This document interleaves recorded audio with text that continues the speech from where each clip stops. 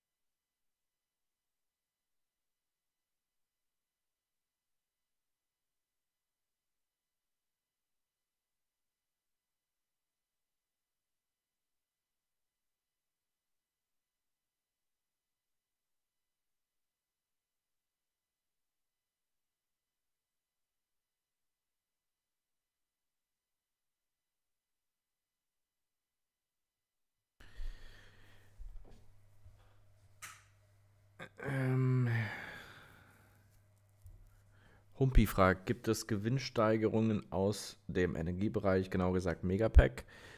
Ja, es gibt eine leichte Gewinnsteigerung und zwar sind es 9 Millionen. Also nicht viel, aber es sind 9 Millionen mehr als im Vorquartal.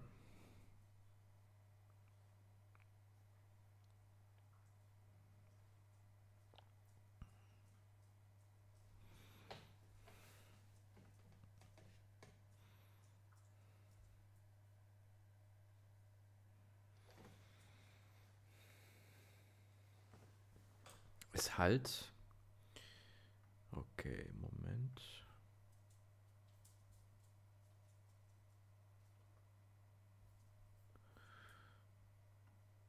Warum halt das? Test, hallo? Halt das immer noch?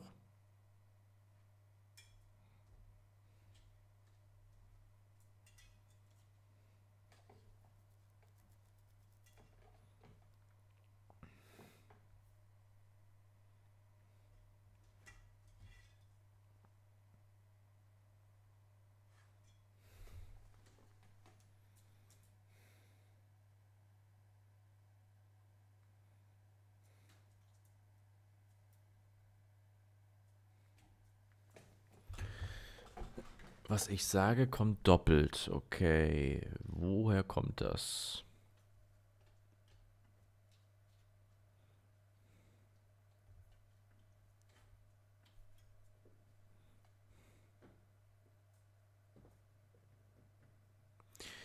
Und jetzt?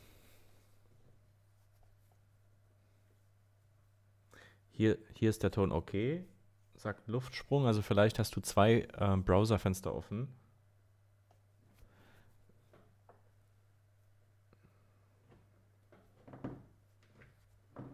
Alles okay. Ah, okay, vielen Dank. Dann liegt es an dir. Du hast wahrscheinlich zweimal den Stream aufgemacht.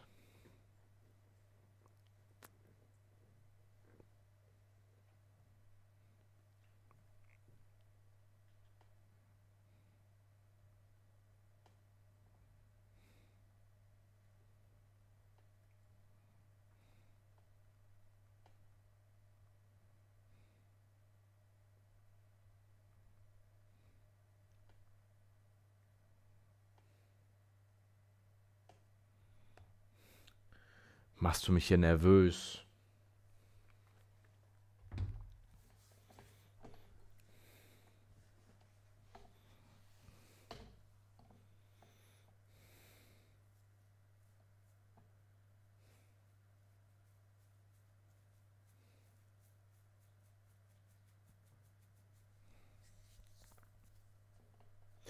Also nochmal die Info, wenn ihr gerade erst einschaltet oder hier gerade die Aufzeichnung dieses Livestreams seht, dann empfehle ich vorab die Analyse der Q1-Zahlen anzuschauen. Das ist ein separates Video, ein separater Livestream. Habe ich auch nochmal verlinkt in der Videobeschreibung.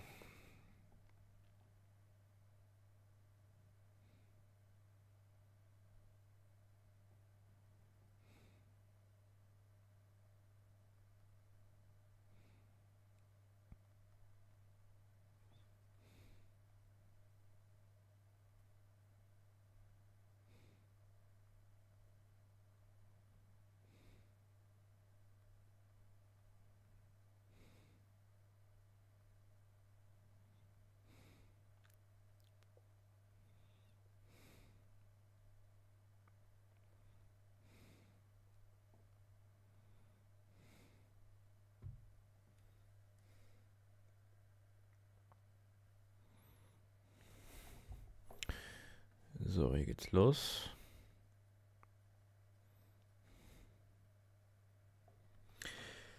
Wie kann es sein, dass die Marge im Energiesektor so gering ist? War nicht immer von 40% die Rede. 40%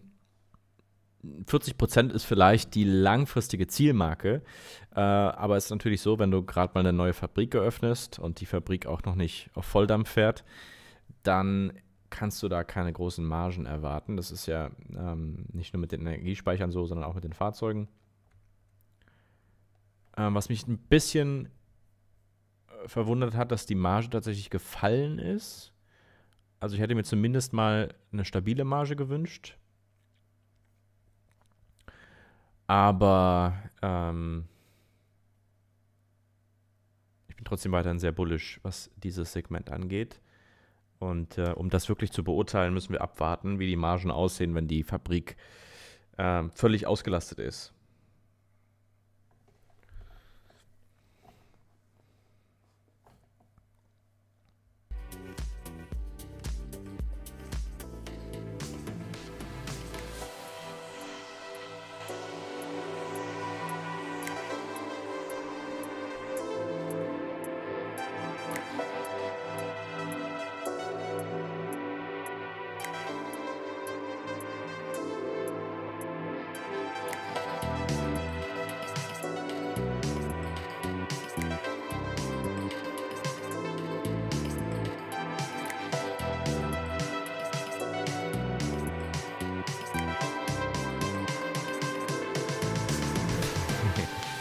Herzlich willkommen bei 1 Live.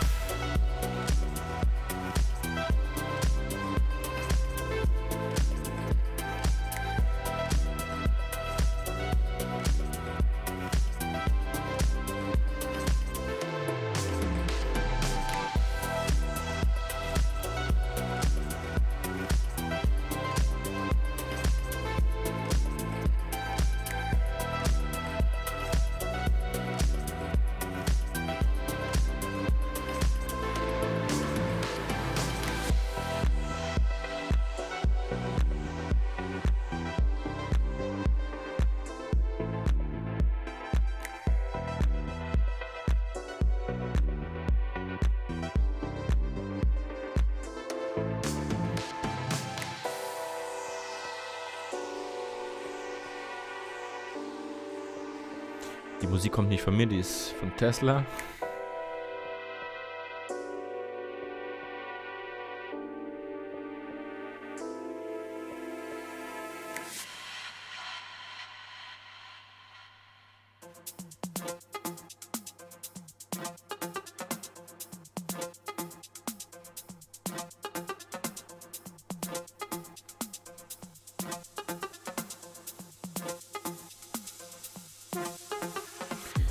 Siehst du die Aktie nochmal bei unter $100? Das ist eine Frage, die ich schwer beantworten kann. Ich weiß nicht, wie der Markt diese Entwicklung interpretiert. Ich kann dir nur eins sagen. Ich habe die Aktie zuletzt bei $100 gekauft und ich würde sie nochmal bei $100 kaufen, wenn sie dorthin käme.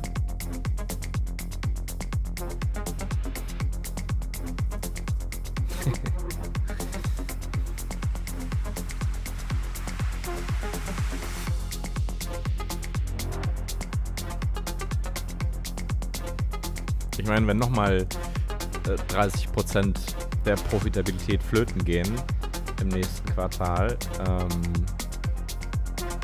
kann ich nicht sagen, wie der Markt das schluckt.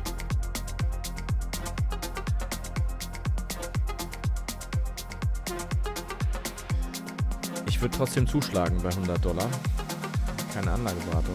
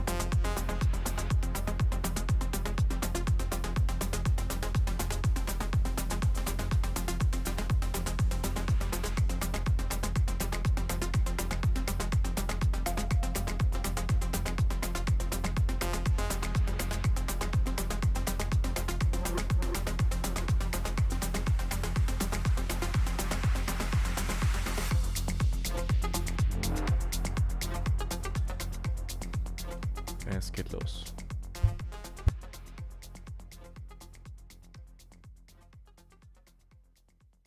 Good afternoon, everyone, and welcome to Tesla's first quarter 2023 Q&A webcast.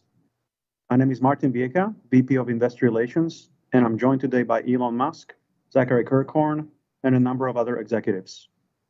Our Q1 results were announced at about 3 p.m. Central Time in the update deck we published at the same link as this webcast. During this call, we will discuss our business outlook and make forward-looking statements. These comments are based on our predictions and expectations as of today. Actual events or results could differ materially due to a number of risks and uncertainties, including those mentioned in our most recent filings with the SEC. During the question and answer portion of today's call, please limit yourself to one question and one follow-up. Please use the raise hand button to join the question queue. But before we jump into Q&A, Elon has some opening remarks. Elon? Thank you, Martin. So just a Q1 recap. Model Y became the best-selling vehicle of any kind in Europe and the best-selling non-pickup vehicle in the United States. And this is in spite of a lot of challenges in production and delivery. So it's a huge credit to the Tesla team for achieving these great results. It is worth pointing out that the current macro environment remains uncertain. I don't think I'm telling anyone anything people don't already know, especially with large purchases such as cars. And while we reduced prices considerably in early Q1, it's worth noting that our operating margin remains among the best in the industry. We've taken a view that pushing for higher volumes and a larger fleet is the right choice here versus a lower volume and higher margin. However, we expect our vehicles over time will be able to generate significant profit through autonomy. So we do believe we're laying the groundwork here, and then it's better to ship a large number of cars at a lower margin and subsequently harvest that margin in the future as we perfect autonomy. This is an extremely important point. Let's see. Ganz kurze Erklärung, was er sagt. Er sagt im Grunde, wir hatten die Wahl zwischen mehr Volumen und geringerer Marge oder weniger Volumen und eine höhere Marge. Im Klartext, das, was sie produzieren, konnten sie zu den Preisen, die sie hatten, nicht absetzen, also mussten die Preise fallen. Er argumentiert hier aber, und das ist sozusagen, was der Markt auch gerade negativ so ein bisschen interpretiert, warum die Aktie fällt. Er sagt, macht euch keine Sorgen, Leute, diese Margen, die wir jetzt aufgeben, die fangen wir dann hinten raus mit Autonomie wieder auf, also mit Full Self-Driving. Und ihr wisst, wie der Markt so ist. Die allermeisten glauben noch nicht daran, dass das tatsächlich funktioniert und stattfindet. Insofern, glaube ich, erntet eine solche Aussage dann eher Skepsis. Wenn Elon Musk sagt, keine Sorge, was wir heute nicht verdienen, verdienen wir morgen mit Autonomie. Ja, also weiter geht's. The Cybertruck, we continue to build alpha versions of the Cybertruck on our pilot line for testing purposes. It's a great product. And we're completing the installation of the volume production line at Giga Texas. And we're anticipating having a delivery event, a great delivery event, probably in Q3. As with all new products, it'll follow an S curve of, so production starts out slow and then accelerates. So the Cybertruck is no different. So it's there's a tremendous amount of demand for the product, obviously. It is, in my view, a fantastic product, a Hall of Famer. Jetzt gerade so ein bisschen über den Cybertruck, sagt, die Nachfrage nach dem Cybertruck ist sehr, sehr groß und rechnet hier mit einem Auslieferungsstart im Q3 23.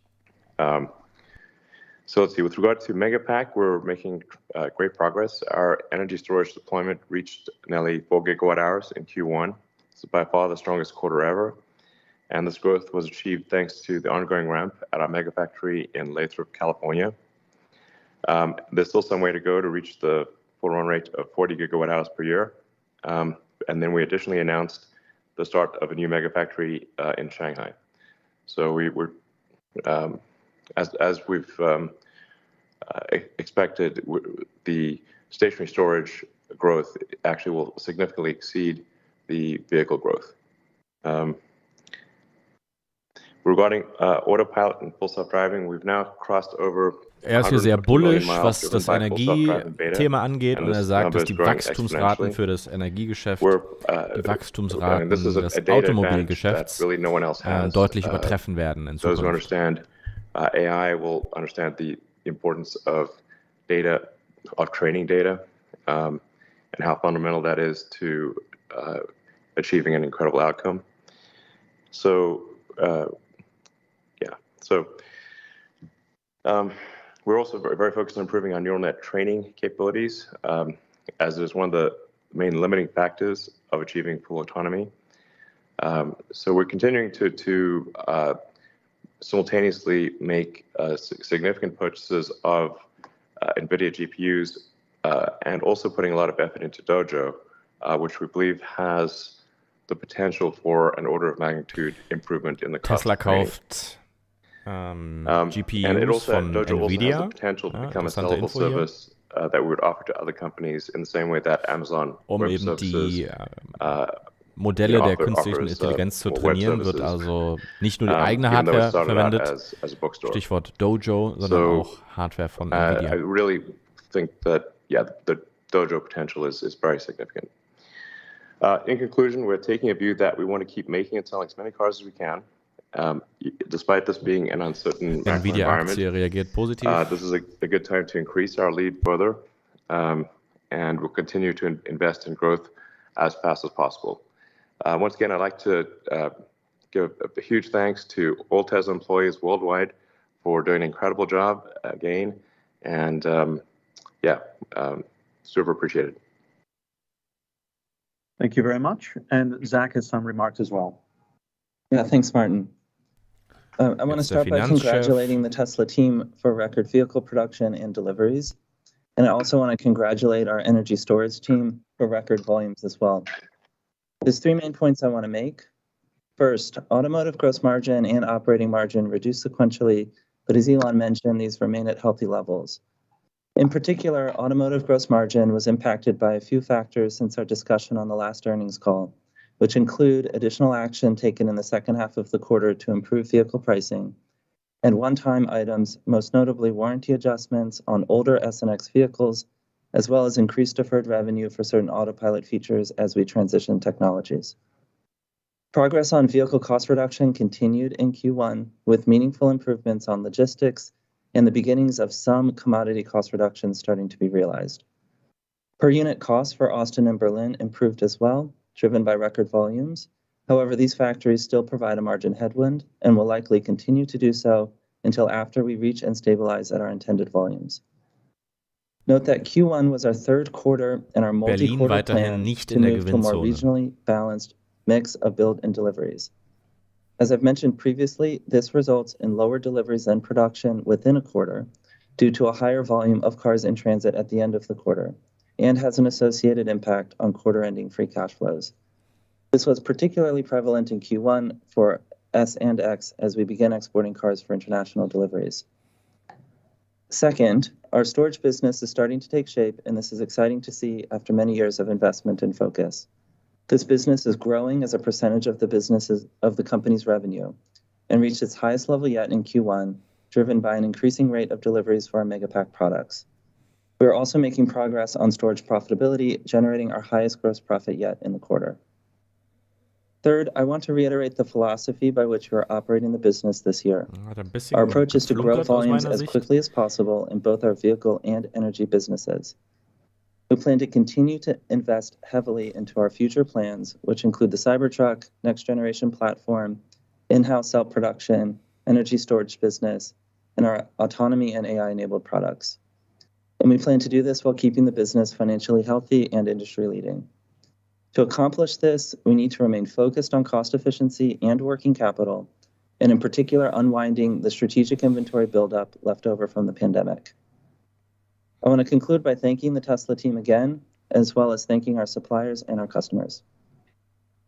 Thank you very much. And let's go to investor questions on say.com. The first one is, what is the process to make auto pricing adjustments? What variables do you consider? How frequently do you review pricing?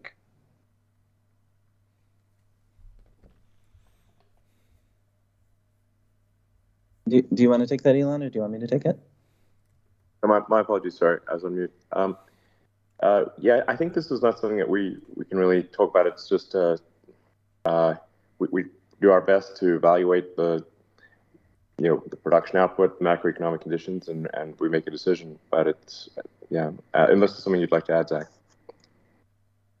No, I think that's right. I mean, as a team, we review where we stand globally on a weekly basis, and certainly can't get into the details of the reasons why certain decisions are made.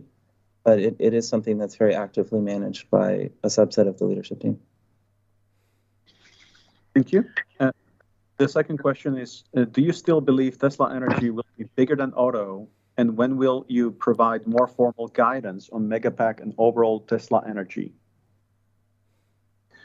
Yeah, I should just clarify, like bigger than Auto from the standpoint of like total gigawatt hours deployed. So it's possible automotive revenue may be higher, but gigawatt hours, I think, will be probably higher with stationary storage. If you just look at what's needed to transition the world to a sustainable energy economy, there is more stationary energy storage needed than there is mobile energy storage. So, and we are seeing growth of our stationary storage well in excess of automotive. So that is in line with expectations. Yeah, and on the guidance part of the question, and maybe Martin, we can combine this with the next question, which is on guidance for margins. Just have a single comment there. I think we will get to the point where we as a company provide guidance on the storage business. I say storage is a combination of both the Megapack business and the Powerwall business. Relative to total revenues of the company, it's still fairly small. And the business has a lot of volatility currently, both in terms of volumes as well as financials, just given the small volumes and kind of diversification of the customer pool there. But as this business grows and smooths out, I don't think we're that far away from it.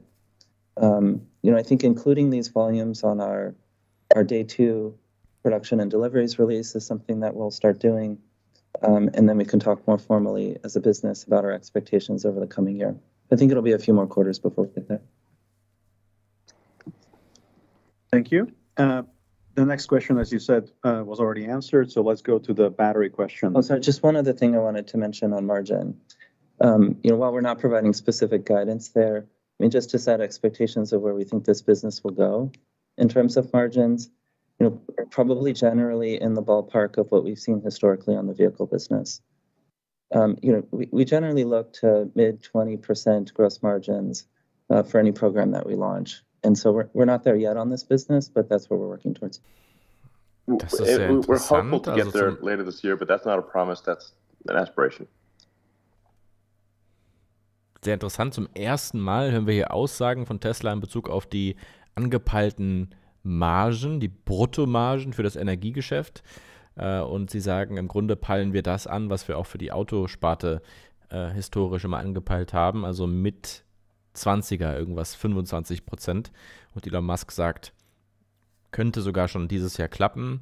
Kein Versprechen, aber es ist unser Ziel, sagt er hier. Relativ vage, aber ja, der erste Datenpunkt, den wir von Tesla überhaupt jemals bekommen, das ist schon interessant. Thank you. The next question is, how well are 4680 cells meeting the expectations described on the battery day?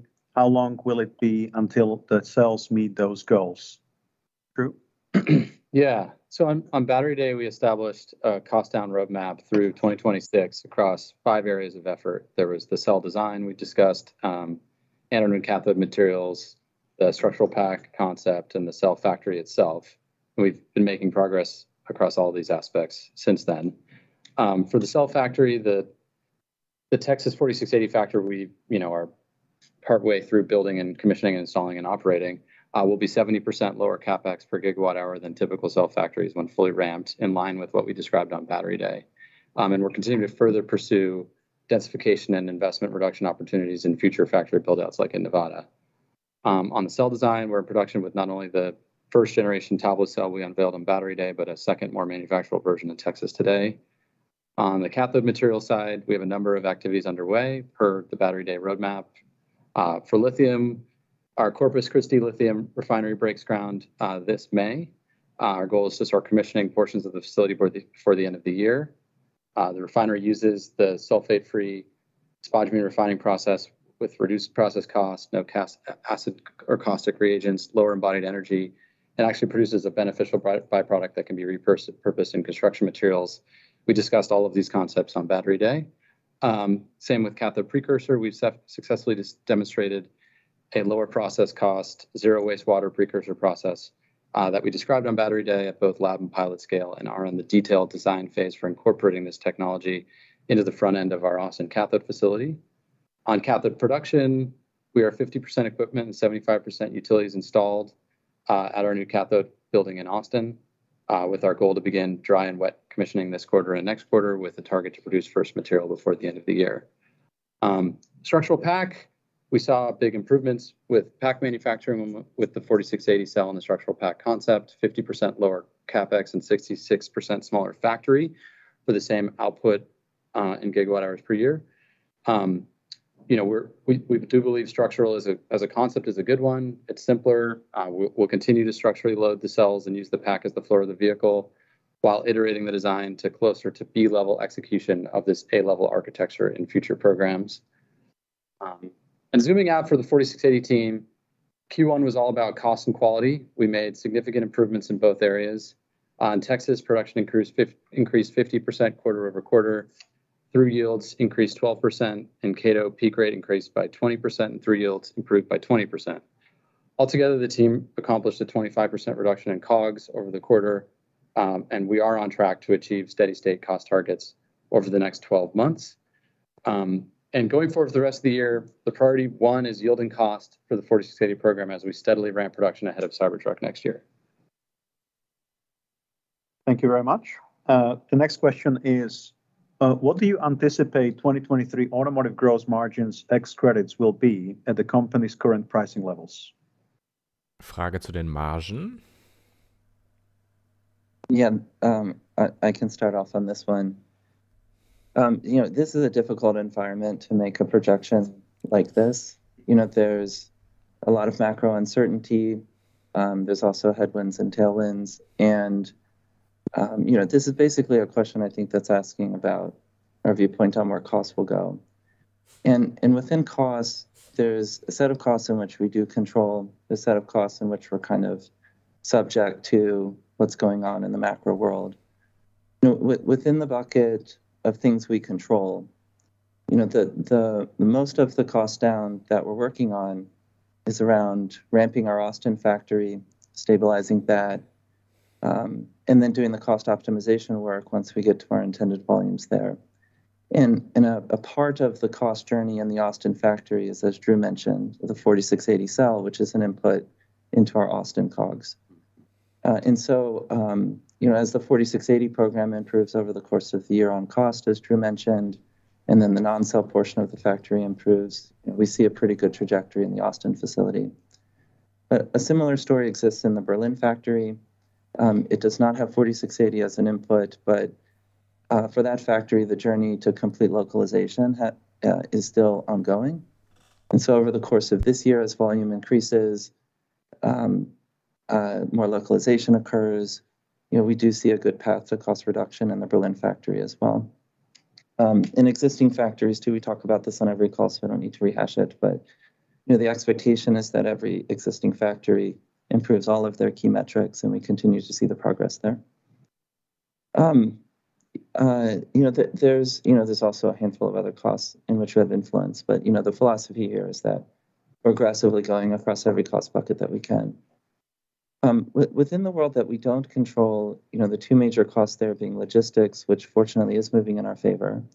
And I think our supply chain team has done a great job both on logistics optimization and taking advantage of reduced spot rates where they can. So thank you to our supply chain team. And then there's the commodities world, which has been a huge page point in our cost structure over the last, say, 2 years or so. And we're still kind of at the maximum of pain for commodities in our cost structure. kind of maxed out in the second half of last year. We did start to see in Q1 a little bit of improvement. We think there'll be a little bit more improvement in Q2. But lithium has dropped a lot. It's worth mentioning that the price of lithium has dropped significantly. Yeah, and that's the piece that we expect to see more impact from in Q2. And generally, as a company, we do expect commodity prices to come down and have a more meaningful impact in the second half of the year. Yeah. So, this is our approach. How that nets out, I mean, just a lot of risk, and we'll have to see how the year progresses. Thank you. The next question is, how has global order intake tracked since the most recent round of price cuts? I think the overall thing we can say is that orders are in excess of production. Thank you. And maybe the last question from investor. sagt den Satz wieder. Er sagt, es gibt mehr Bestellungen als wir produzieren. Weiß nicht, was ich von diesem Satz halten soll. Hat er beim letzten Mal auch gesagt im Q4. Und heute stehen wir da mit 30% weniger Profit. Can you give updated specs and pricing for Cybertruck and any new features that will make it to production?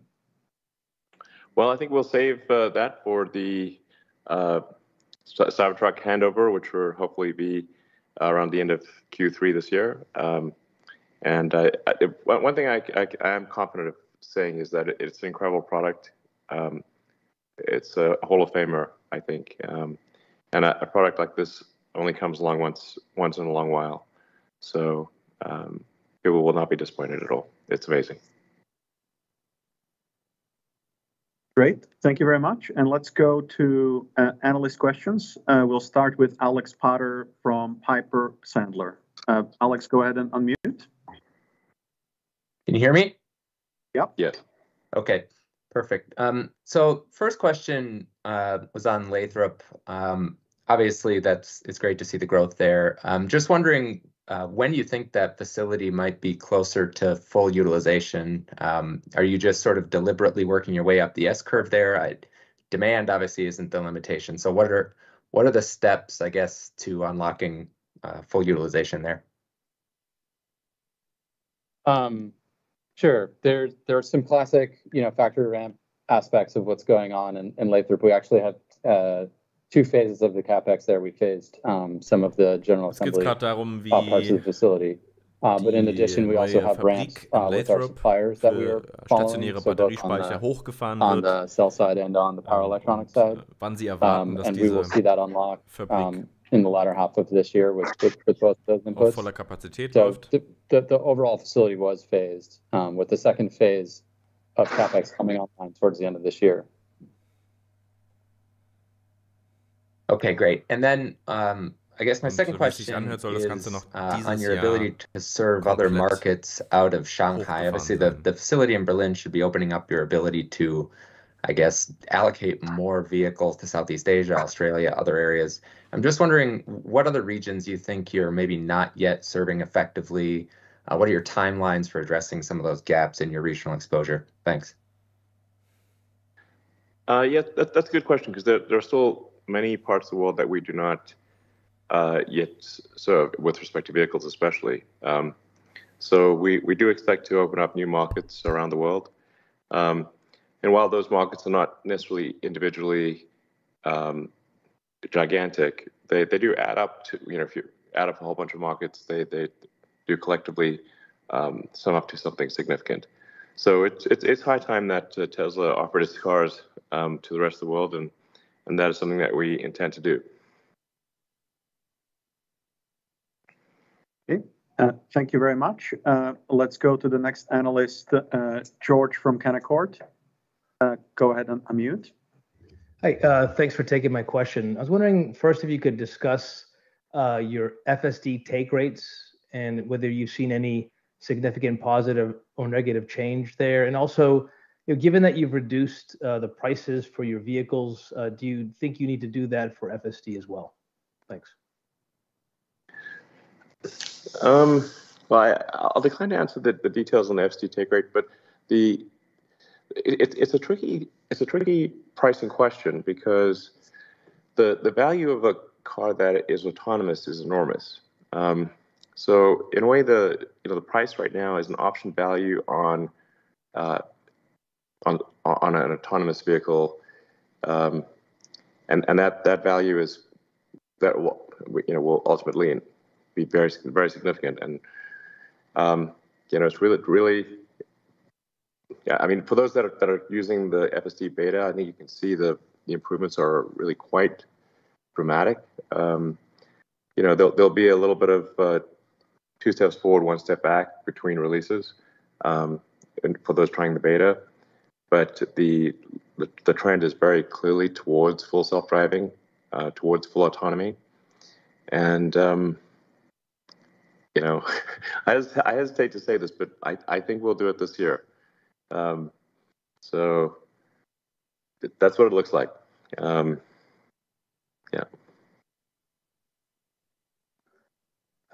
Thank you. Maybe on the dramatic change we've seen in EV-related commodity prices, do you think that's a reflection of any recent overcapacity in mining and refining, or is that sort of a coincident indicator on global EV demand? And how do you expect those prices to kind of track over the next several quarters? Thank you. Man, I wish I had a crystal ball to answer your question. I don't know if we can provide a question that would that would have any value, really. I think we're in uncertain times, and if somebody's got a crystal ball they can lend me, I'd really like to borrow it.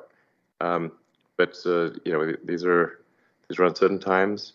My guess is it's economic stormy weather for about a year or so, and then if we'll call it roughly 12 months, and then this is just my guess. It's just pure speculation. Stormy weather for about 12 months, and then provided there are no major geopolitical wild cards that show up, things start getting sunny around spring next year. The only thing I would say on the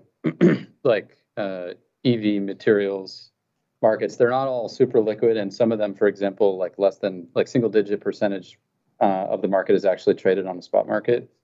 So, and not only are they not super liquid, there's not storage isn't particularly facile for all of the materials. So small mismatches in supply and demand drive large price swings, not really real price swings, but just temporarily large price swings. So it's hard to read into those price swings. I don't know, Karn, if you want to add anything.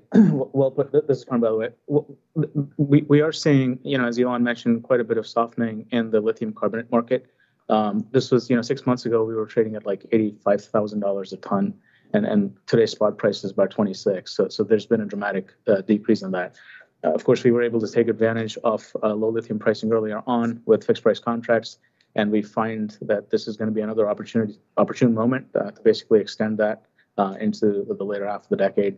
But we at the quantities we're procuring, we're not as impacted by the spot market because we have those contracts in place, and we're just going to be going and doing more of that. The other thing that's happening is because of the price spike, a lot of the companies that are in this business are becoming more ambitious about finding more upstream resources and exploring locations in Africa as well as South America. So that's also helping the macro situation with pricing. Yeah. But just on the lithium front, to emphasize, the choke point is much more on refining capacity than it is on mining. Lithium is actually is very common throughout the world, including in the U.S. and really never. It's just a very common element on Earth is lithium. So it's much more a question of where's the refining capacity, and can the refining capacity keep up? That's really what matters more than where is the lithium ore. It's everywhere, basically. I think that same question also extends to refining of the cathode, and to some degree refining of the anode. And this is why we've at Tesla we're building our lithium refinery capability at Corpus Christi, and our cathode refinery outside Austin. It's worth noting. Like I hope other companies do the same thing. We'll have by far the most lithium refining capability and the most cathode refining capability in North America. I think probably more than everyone else combined, by a lot. So can other people please do this work? That would be great. We're begging you. we don't want to do it. You know, can someone please, like, instead of making a picture sharing app, please refine lithium, mining and refining, heavy industry. Come on. It's fun. It's actually fun. Yeah, exactly. It's real. You have a customer. We're here, ready to buy. Yeah, that's right. I just want to emphasize, Tesla's not doing this because we want to do it. We have a lot of fish to fry, obviously, but we're doing it because others aren't doing it, and we wish others would do it. Awesome. Thank you very much. Let's go to Emmanuel Rosner from Deutsche Bank.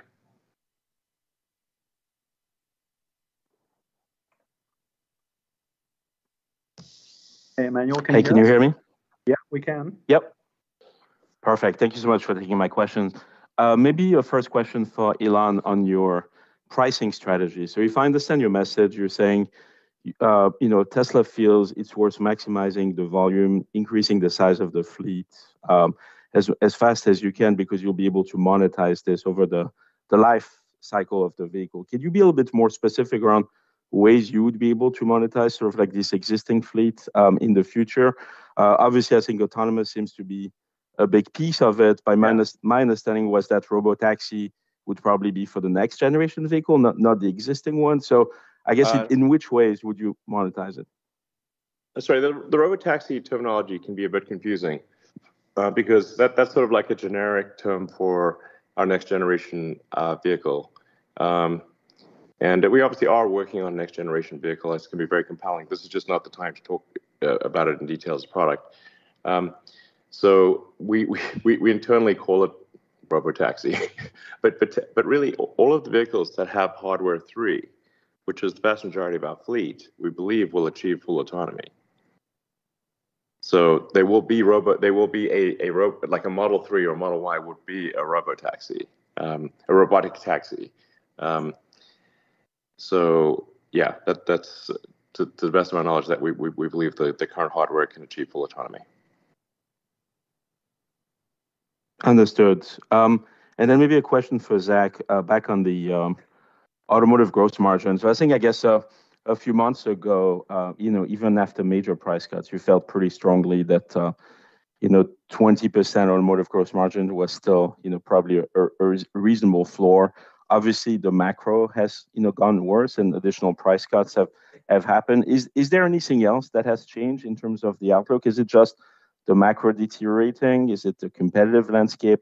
Anything else that sort of like makes you think differently around the full year? And is there a way therefore to frame a floor? Yeah, about half of the miss against that previous conversation last quarter is attributed to adjustments we made in pricing in the second half of the quarter. I guess you could argue that lowers the floor in a sense. We've also made pricing adjustments so far this quarter, so that brings it down further. About the other half of the miss in Q1 was attributed to things that are non-recurring. So I mentioned these in my opening remarks. It's a warranty adjustment for cars that were previously produced but not part of the pedigree of cars we're building now, and some autopilot-related deferrals as we make some technology changes here that those deferrals should get recognized once some of the software catches up. So those two things are non-repeating. So hopefully that helps answer your question. Yeah, I mean, there's really two macro factors that are tricky. The biggest being the interest rate. So if there's a very high Fed rate or interest rates are very high, that that is every time that the Fed raises interest rates, that's equivalent to increasing the price of a car. It makes the cars less affordable because people are able to buy cars as a function of what they can afford on a monthly basis. So it's just almost directly equivalent to a price increase is any kind of interest rate increase.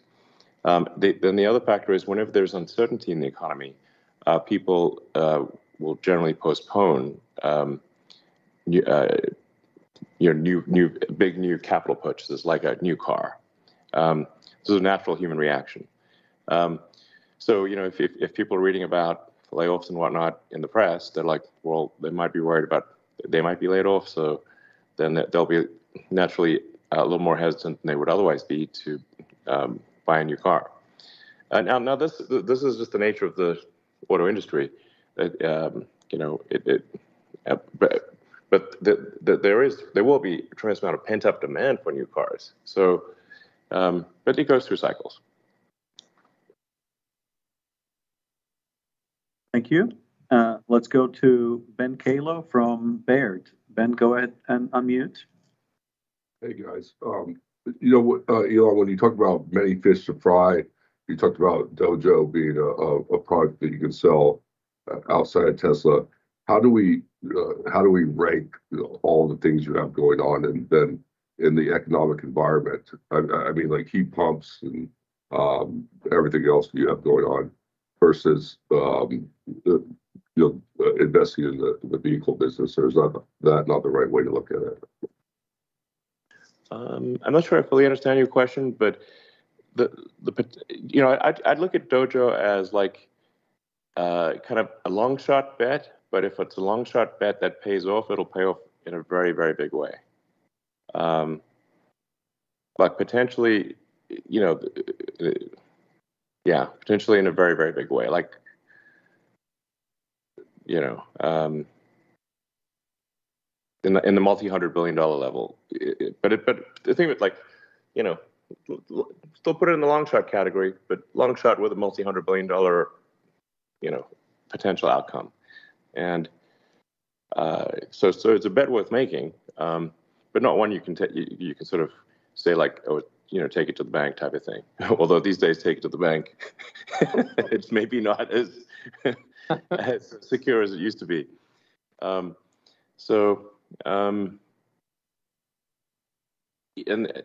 obviously we're big believers in heat pumps, and that is on our list that, over time is to do a really good heat pump for homes and, commercial offices and stuff. And we have the technology; it's really good.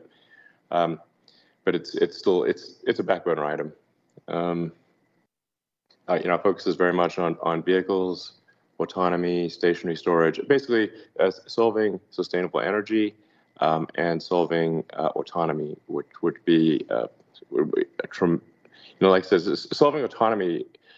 If we're able to have a fleet of several million vehicles that, with a software update, can be potentially worth several times their original value, that will be, if that happens, that will be and I think it will happen. That'll be the biggest asset value increase in history, I think. Thank you. Just on pricing, a lot of pundits talk about the pie and losing share or gaining share, but how do you guys look at pricing versus EVs or ICE vehicles, or does that not come into the equation? Sorry to ask about pricing again. Thank you. No, it's really just like, we're every day we get a daily real-time update of how many cars were ordered yesterday, how many cars were produced yesterday. We must have if there's a company that's got more real-time data than Tesla, I'm not sure there's any company on earth that has better real-time data than Tesla, except maybe SpaceX, Starlink. So because we don't have to, for the other car companies, they will make the cars, send them to the dealers, then the dealers will sell the cars, and and then it takes quite a long time for them to get the data back to actually figure out how many cars were sold. whereas we know how many cars were ordered yesterday throughout the world. So our fingers on the pulse is real time and does not have latency, whereas the other car companies have a lot of latency in their data, as does the government. The government has a lot of latency in their data. So we're just looking at and saying, okay, what does it take to achieve a clearing price for our vehicle production? And then we make a pricing change and we see what happens immediately, and adjust course. So we're adjusting course, and we're thinking about it literally every day, 7 days a week. Every 7 days a week, I look at that email, and so does the rest of the team. And we try to make the least dumb decision that we can. And on balance, I think our decisions are pretty good. Sometimes they'll be, dumb, but on average, they're, I think, better than the rest of the industry. Just to add on the question about EV market share or ICE, this comes up a lot. I think a lot of the public debate is around this concept of EV market share. We don't look at it that way. I mean, we look at it as market share of cars. It's the car market, not the EV market. And actually, the mission of the company requires internal combustion engine cars to be switched over to electric vehicles. So that's what we pay attention to. Yeah, I've said that last time too. You guys got to stop looking at it as the EV market. It's how many cars are we selling? Just start looking at it that way. All cars will be EVs. It's gonna. I've said this for a long time. We'll look back. I don't know. Assuming civilization's still around in 20 years, we'll look back on internal combustion engine vehicles the same way we look back on external combustion engine vehicles, which, like a steam engine. A steam engine is an external combustion engine vehicle, and there's still a few around. They're kind of quirky and kind of cool collector's items. That's how gasoline cars will be in the future. Thank you. Let's go to Colin Rush from Oppenheimer. Colin, go ahead and unmute, please. Thanks so much, guys. Can you talk a little bit about how much of the actual cost structure is variable, on these vehicles, and if you could give us a range on plus or minus the lithium cost within those contracted volumes that you're seeing? Well, I think you have to. Again, we'd really love to have a crystal ball here, but we don't have it. Depending on what time scale you're looking at, most of the car is variable. So most of the car cost is variable. So, and probably, if I were to guess, I think we will see improved costs from suppliers. I think we will. Yeah. That is our expectation. Yep, and we're already starting to see that. Elon, I think you'd mentioned before we anticipated a crash in the lithium prices, and some of that has flowed through by way of lithium carbonate reductions into battery cost. And the same thing will happen with lithium hydroxide. The length of the supply chain matters also, because what we're talking about is very far upstream. So by the time it makes it into the battery that ends up in a car, it'll be several months.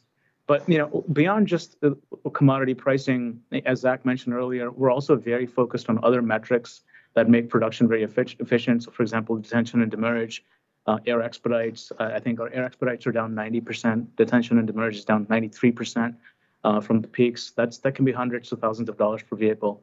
So we're sort of attacking all vectors and becoming very efficient.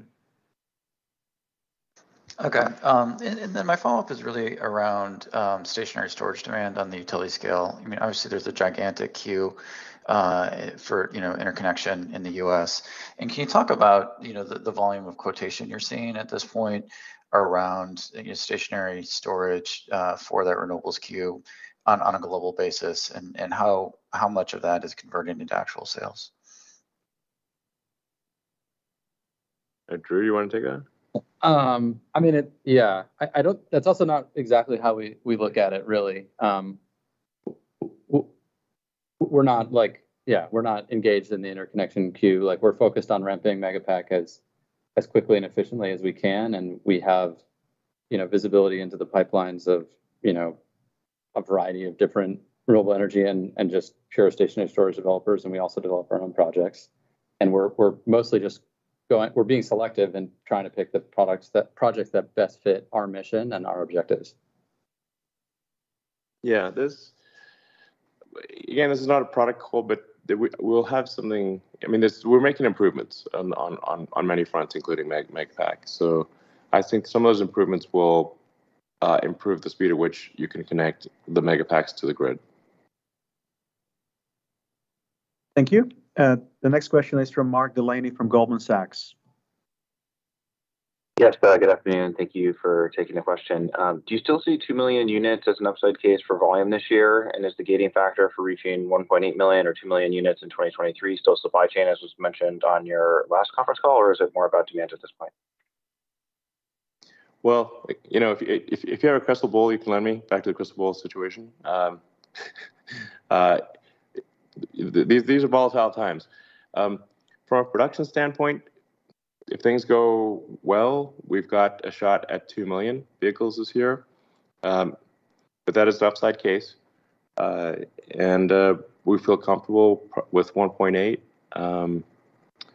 And we'll have to see how this year unfolds. That's helpful. Thanks. And then the company had spoken at the Investor Day and some of the past conference calls about opening up its vehicle charging network. Can you speak to some of the feedback you've been getting from both Tesla owners and non-Tesla owners, and how the ramp of the charging network may progress from here? Thanks. Drew, you want to take that? Yeah. So as you may have seen, we opened our first V4 post in Europe and our Magic Dock post in North America in Q1. And that is, indicative of the direction we're heading with, universal compatibility for all vehicles of, no matter where the charge port is, et cetera, in all major markets. And we're going to continue to roll out those sort of improved offerings as we build new stations. We're always balancing like our ability to serve our own customers with our ability to serve new customers when doing that. I think we've been able to balance it rather well. For example, in Europe, 50% of all of our supercharging stations are open to all EVs, and we've been able to do that without any increase in wait times at all for anybody. So we're going to continue to take a similar approach as we do this in North America and China over the coming quarters. Okay, thank you very much. Let's go to Rod Lache from Wolfe Research. Hi, everybody. I just wanted to first just follow up on your comments in your letter about leveraging your cost position as others struggle with unit economics, and also taking into account the lifetime revenue, actually in a way that most other automakers will never see, just given your service network and supercharging and other attributes. Can you just maybe give us a sense of how far you'd be willing to take this? Are there brackets around the range of initial margin that you'd be comfortable with? And again, any color that you might provide on the updated range of margins that you'd expect in the auto business?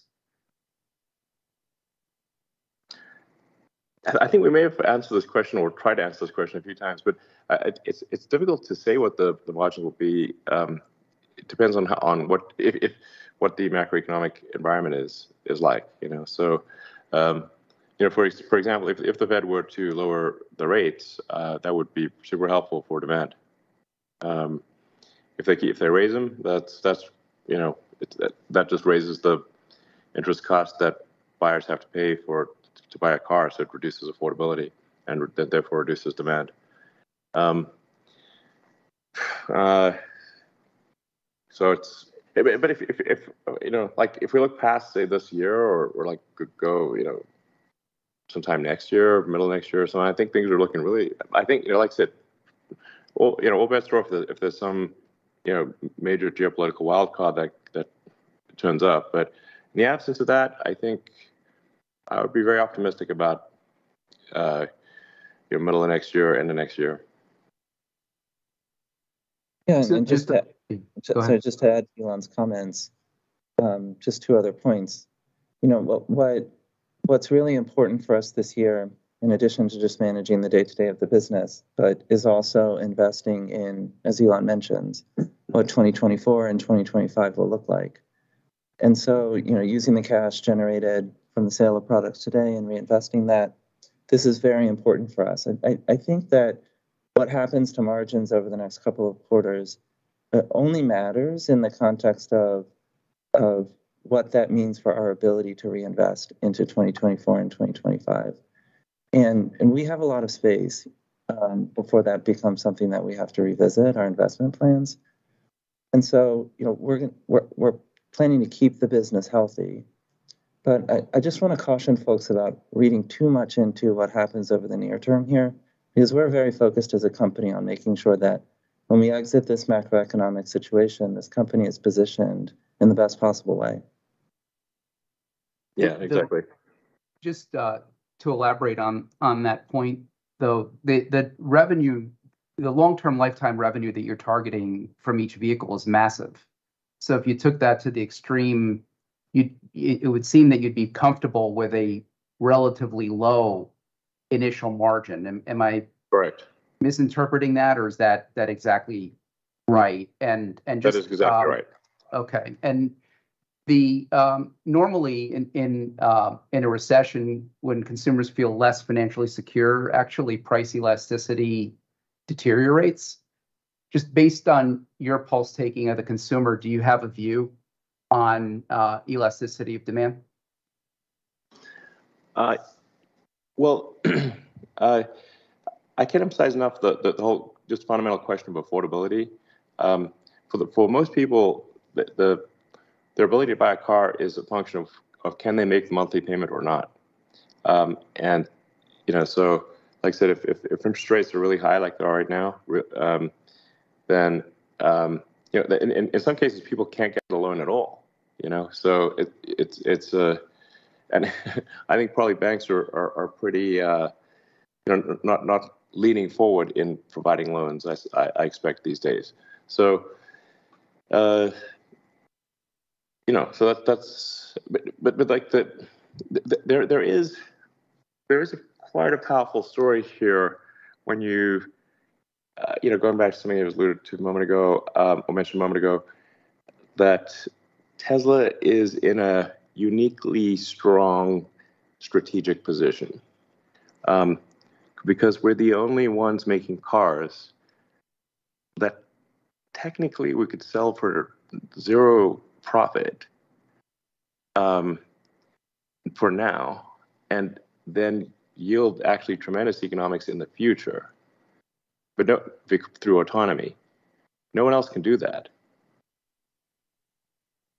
I'm not sure how many people will appreciate the profundity of what I've just said, but it is extremely significant.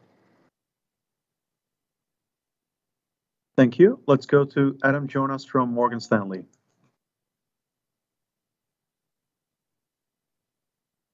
Hi, everybody. So first, Elon, good luck with tomorrow's launch at Boca Chica. Break a leg. We definitely can't have too much luck in the rocket business, that's for sure.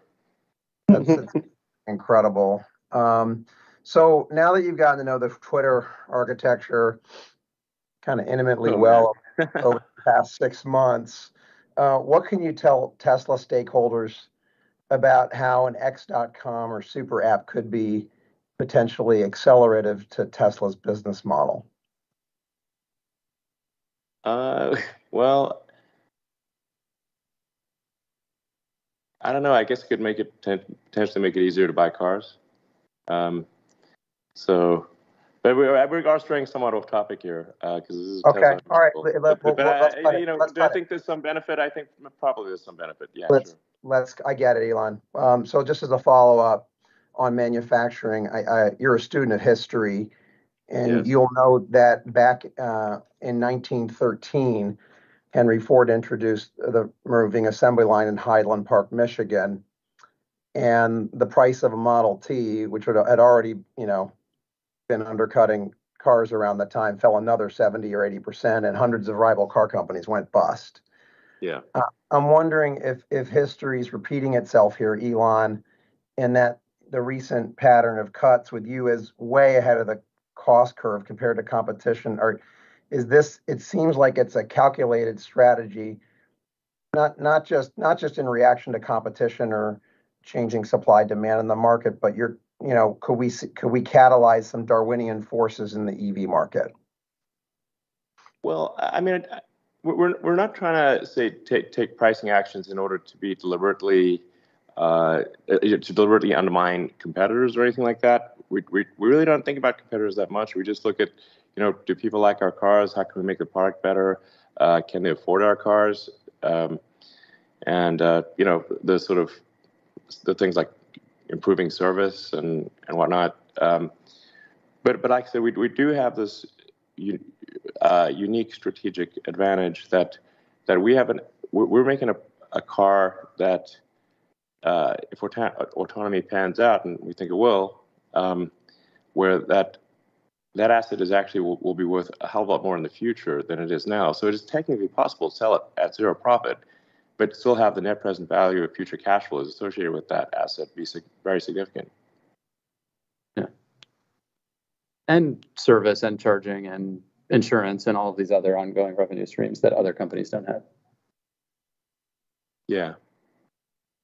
Certainly, we want all EVs to succeed too. We just want to say that we're not in like some malicious attack to try to just crush everybody. Definitely not. We're like opening up superchargers. We've made our patents available for free. So it's like we're trying to be helpful here, So we're not out to just destroy competitors or anything like that. We're trying to help competitors, frankly, in any way that we can. Thank you. Let's go to Dan Levi from Barclays. Hi, good evening. Thank you. First question, you're ramping supply at Austin and Berlin. So I wanted to understand just how critical it is to further increase volume at those plants just to get the vertical integration benefits in the face of the sort of market with some demand questions. And just broadly, should we historically you've been operating at the pace at which your supply allows you to produce as opposed to gauging to demand. Should we generally expect that you're going to continue to produce at your whatever the max capacity that you're allowed within your supply constraints, regardless of what the broader economic environment is, just to continue to get that volume out there? That is, yes. I mean, there could be like obviously a macro shock that is so severe that people just stop buying cars for some reason. But in the absence of that, we will continue to grow output at a rapid clip.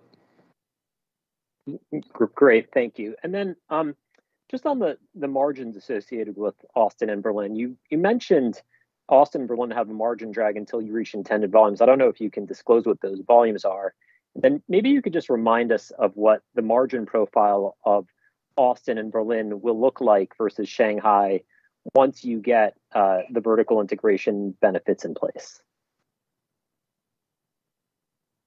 Well, probably won't have be quite as good as Shanghai. Shanghai is hard to, has a very efficient cost structure. Obviously our lowest cost structure in the world. But we do expect to be make significant improvements in Austin and Berlin, and continue to make improvements in Fremont as well. So. Yeah, we've increased, this is Roshan by the way, we increased our localization efforts. So that will then drive down our days on hand requirements. We've made 10% quarter-over-quarter improvement in days on hand. So we'll continue that path as the localization improves. Okay, thank you very much. And our final question comes from Philippe Houchois from Jefferies. Yes, good evening. Thanks for taking the question. It's slightly longer term. I completely agree with your comments that we should look at Tesla in terms of auto market share, not EV market share.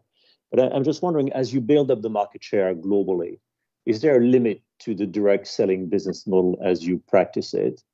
And should we think about going forward, you need to look into the agency or using importers to basically develop market share more smoothly, I guess, globally? And so, in other words, is there kind of a sell by date for the direct business model as you practice it today? Seems to be working well so far. Because we hear different feedback from customers who miss the human interaction or unhappy with the service, and I'm just wondering if you're seeing some growth pains in there that would lead you to change. You're not seeing that. Well, I mean, there are, since we're always going to have some growing pains where, at times, and it depends on which geography we're talking about, where sometimes service is behind sales, sometimes it's ahead of sales. This is, Tesla's growing, I believe, faster than any company in history that makes a large, complex manufactured object.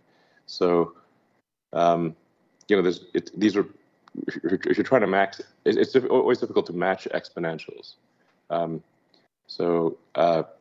But I think it is helpful to have the feedback loop with a service, because that means we feel the pain of service, and then we can adjust the design to make the car need less service. And I think that gives us the right incentive structure, because the best service is no service. The car doesn't break. And whereas if you have, say, a dealer network that is reliant upon service as a revenue, then you arguably have a misalignment of incentives, where they're making money on service, but actually we want to, the best thing for the consumer is the car doesn't need servicing. So. Yeah. And on that front, if I can follow up, have you worked out, for many of your traditional competitors, a fair amount of profits for them comes from selling spare parts and servicing. And you don't have that in your profit structure. And have you worked out how much of a deficit you have compared to your peers? Yeah, actually, this one's something I could wax on about for a while, because really people didn't understand that the best short-selling argument against Tesla for the longest time was the fact that Tesla does not have an existing fleet, and that the auto industry, the reason incumbents succeed and newcomers fail, the biggest reason is that the incumbents have a large fleet, and they're able to sell new cars at close to zero margin, and then sell spare parts at a very high margin, sort of razors and blades type thing. And so the only way to actually succeed, for a newcomer to succeed, is to have a product that is so compelling that people are willing to pay a premium over the incumbent product. And in the absence of electrification and autonomy, I don't think a newcomer can succeed. Thank you very much, everyone. Unfortunately, that's all the time we have for this quarter. We'll see you again in 3 months from now. Thank you.